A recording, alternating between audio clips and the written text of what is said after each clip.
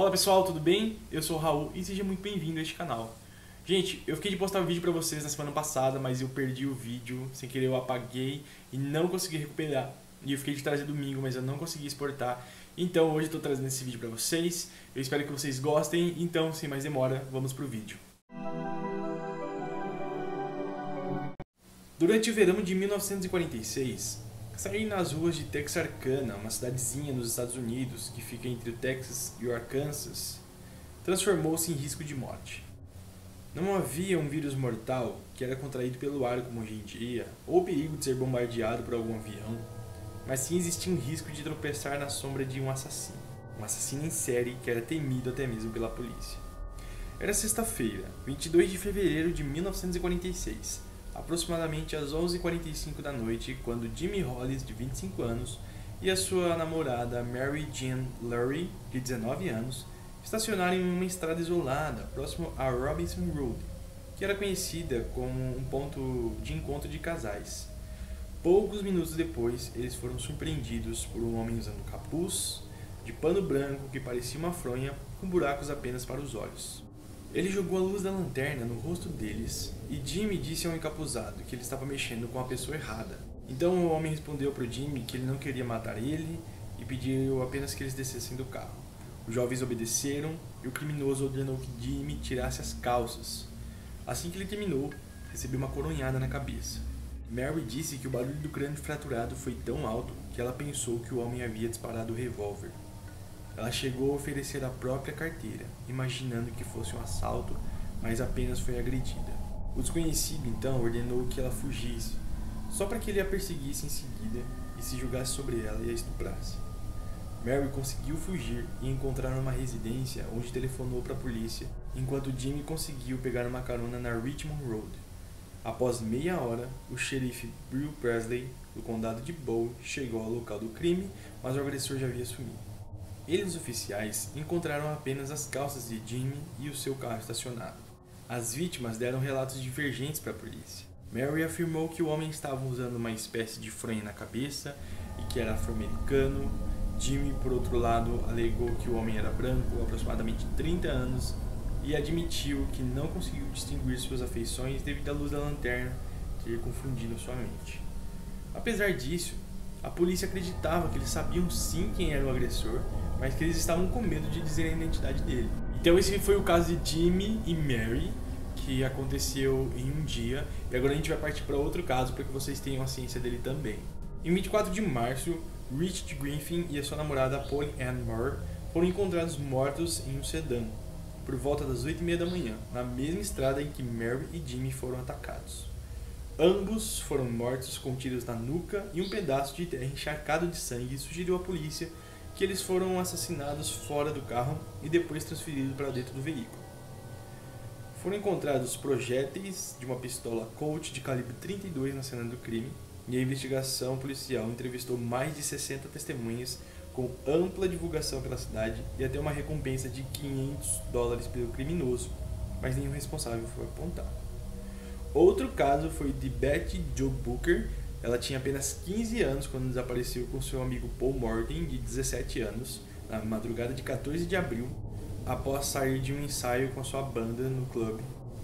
Martin foi encontrado às 6h30 da manhã pelo casal Weaver, caído no acostamento da North Park Road, baleado com 4 tiros, sendo um deles na nuca. Só às 11h30 que Betty foi encontrada a 3,5 km de distância de Martin. Ela estava atrás de uma árvore e levou um tiro no peito e outro no rosto. O xerife Presley e o capitão Manuel Gonzalez, do Texas Ranger, disseram que a autópsia revelou que as vítimas lutaram intensamente antes de serem mortas. Foi estipulada uma recompensa de quase $2.000 pelo criminoso, porém, novamente foi inútil. Na noite de 3 de maio, o fazendeiro Virgil Sturks, de 37 anos, que morava no nordeste de Texarkana, foi assassinado com 2 tiros no meio da sua janela, enquanto assistia o telejornal da sua poltrona. Quando a sua esposa, Cat Starks, telefonava para a polícia, ela foi atingida por 2 tiros vindo da mesma janela. Um dos disparos atravessou a sua bochecha direita e saiu atrás da sua orelha esquerda, e o outro se alojou sobre a sua língua após perfurar a mandíbula. A essa altura, os habitantes de Texarkana já estavam em estado de pânico absoluto. Ao anoitecer, o local se transformava em uma cidade fantasma. Por isso, os homicídios começaram a acontecer dentro das casas. As pessoas se trancavam armadas até os dentes com munições, fechaduras e dispositivos de proteção, enquanto a polícia patrulhava os bairros. Empresários perderam dinheiro por terem que fechar lojas e restaurantes às 18 horas, sendo que alguns até faliram com os toques de recolher impostos. Muitos moradores fugiram da cidade, fazendo a economia cair ainda mais. Alguns jovens criaram uma espécie de armada de vigilantes, uma tentativa de dar um fim no que eles chamavam de fantasma matador. De repente, vários desaparecimentos e mortes do passado vieram à tona, sendo atribuídos ao assassino encapuzado. A história atingiu seu ápice quando o fazendeiro Starks foi morto dentro da segurança do seu próprio lar. Ninguém mais estava a salvo. Isso fez muitas pessoas bloquearem as janelas e qualquer outro meio que desse uma visão do interior das suas casas. Texarkana se tornou o local mais perigoso dos Estados Unidos, porque as pessoas viviam armadas e tensas. Até os policiais precisavam ligar as sirenes para notificar a aproximação, pois eles poderiam ser vítimas de uma saraivada de disparos súbitos.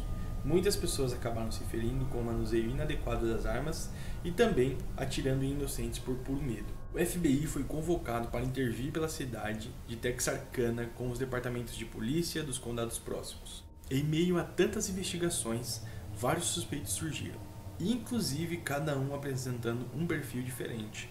Suspeitaram desde um taxista, no caso de Betty e Martin, quanto de Max Tackett, um oficial novato de 33 anos da polícia do estado de Arkansas. Contudo, nada foi suficiente para incriminar nenhum dos 7 suspeitos que agiram na época. Gente, eu estava pesquisando alguns relatos aqui de várias testemunhas que apareceram durante as investigações, e eu não sei se vocês já assistiram a série The Mentalist. A série conta a história de um homem que perdeu a sua esposa e sua filha para um assassino. Esse assassino ele deixa sempre uma marca na parede feita com o sangue da pessoa para simbolizar que foi ele que esteve naquele local. E na verdade eles descobriram que esse famoso assassino, conhecido como Red John, não agia sozinho, ele tinha contatos em vários escalões do governo, então sempre que alguma coisa poderia prejudicá-lo em alguma investigação, ele mexia aí os pauzinhos com pessoas que faziam parte desse grupo e tirava qualquer coisa que pudesse o incriminar ou deixar um vestígio de prova de alguém que poderia se aproximar a ele. Enfim, no final das contas, na série, eles descobrem que esse assassino ele tem esse contato com tantas pessoas e que não só ele comete crimes, mas outras pessoas cometem crimes com o mesmo formato que ele cometeu e deixam as mesmas marcas que ele deixou, para que ninguém soubesse qual é a característica específica deste assassino, fazendo então com que a polícia se perdesse nas pistas, porque várias pessoas cometiam crimes parecidos da mesma forma, mas cada uma com uma personalidade diferente. E aí um detalhe interessante é que a série também tem parte das suas temporadas gravadas no Texas, que é quando Jane e a sua equipe já estão lá no FBI e tudo mais. Mas voltando aqui para o nosso caso em Texarkana, eu fiz essa comparação porque através desses relatos as pessoas sempre diziam que a forma de matar era a mesma, que inclusive foi algo que instigou muito a polícia, porém eles não tinham qualquer perfil que indicasse um suspeito. Tanto que esses 7 suspeitos que foram cogitados tiveram que ser liberados, porque não tinha nenhuma prova contra eles. Então, simplesmente a forma de matar era a mesma, mas a polícia não tinha indício de qualquer suspeito.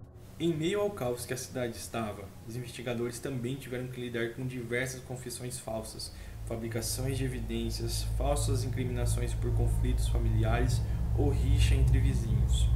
As poucas evidências encontradas foram devidamente periciadas, porém não forneceram nenhum resultado. Com o tempo, Texarkana aceitou que jamais encontrariam um assassino, então eles apenas foram voltando à vida normal, que nunca mais foi a mesma. Então, gente, esse caso ainda não foi solucionado. A cidade ficou ainda mais famosa com a sua história quando um filme foi feito em 1976 chamado A Cidade que Temia o Pôr do Sol. Então houve um boom sobre as especulações dessa história na cidade, mas até hoje o assassino não foi preso porque ninguém identificou nada.